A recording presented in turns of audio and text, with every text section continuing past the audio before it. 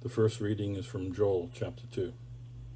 Blow the trumpet in Zion, sound the alarm on my holy mountain. Let all the inhabitants of the land tremble, for the day of the Lord is coming. It is near, a day of darkness and gloom, a day of clouds and sickness and thick darkness. Like blackness spread upon the mountains, a great and powerful army comes. Their like has never been from of old, nor will be again after them in ages to come.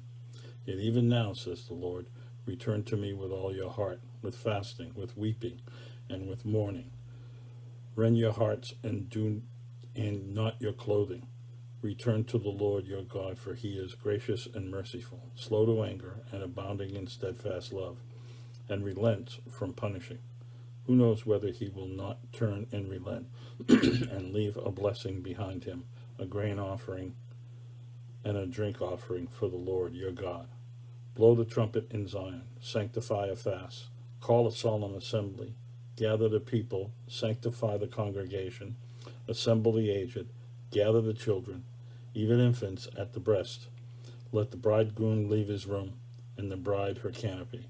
Between the vestibule and the altar, let the priests, the ministers of the Lord, weep. Let them say, spare your people, O Lord. Do not make your heritage a mockery and byword among the nations. Why should it be said among the peoples, where is their God? The word of the Lord. Thanks be to God.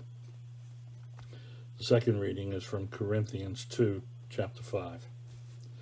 We entreat you on behalf of Christ, and be reconciled to God for our sake.